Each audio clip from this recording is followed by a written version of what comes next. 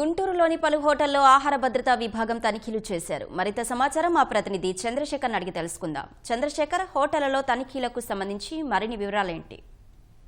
అశ్విని, ఇవాళ గుంటూరు నగరంలోని వివిధ హోటళ్లలో ఆహార కల్తీ నియంత్రణ శాఖ అధికారులు అలాగే తూనికలు కొలతల శాఖ అధికారులు సంయుక్తంగా దాడులు నిర్వహించారు. దాదాపు 10 ప్రాంతాల్లో దాడులు నిర్వహించగా లక్ష్మీపురంలోని బిస్మిల్లా హోటల్లో భారీ స్థాయిలో ఈ నిల్వ ఉంచినటువంటి ఆహార పదార్థాలను కూడా కనుగొన్నారు.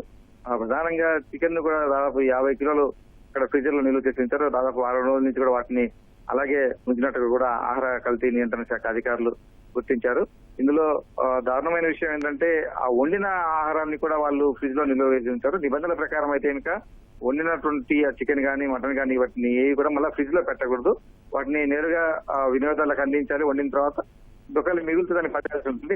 కానీ దాన్ని అలాగే ఫ్రిడ్జ్ లో ఉంచి మళ్ళా వినియోగదారులు అయినప్పుడు దాన్ని నూనెలో వేయించి ఇస్తున్నట్టుగా కూడా ఫుడ్ సేఫ్టీ అధికారులు గుర్తించారు. కొంత గ్రేవీస్ కావచ్చు, లేకపోతే ఆ మసాలాలు అవన్నీ కూడా అలాగే ఫ్రిడ్జ్ లలో వారాల తరబడి నిల్వ ఉంచినట్టుగా కూడా వాళ్ళ తనిఖీల్లో తేలింది. కేవలం చికెన్, మటన్, ఫిష్ కు సంబంధించి ఫిష్ మాత్రమే ఎక్కువగా ఫ్రోజన్ ఫిష్ అంటే ఫ్రిడ్జ్ లో నిల్వ ఉంచి వాడాల్సి ఉంటుంది.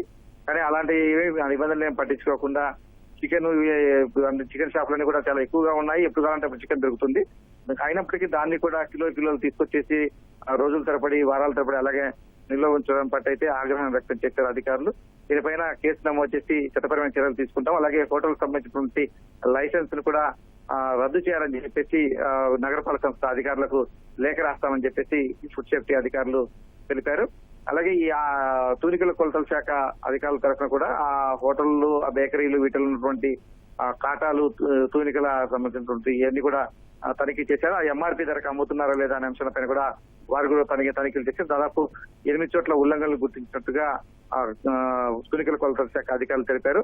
ఇలా 2 శాఖల అధికారులు బేకరీలు కావచ్చు, హోటళ్లు కావచ్చు, రెస్టారెంట్ వీటిల్లో తనిఖీలు చేసి ఆ చట్టపరమైనటువంటి వాటికి పాటించకుండా నిబంధనలు ఉల్లంఘించిన వారిపైన చర్యలు తీసుకునే దిశగా అయితే చర్యలు తీసుకుంటున్నారు. అశ్విని, ధన్యవాదాలు.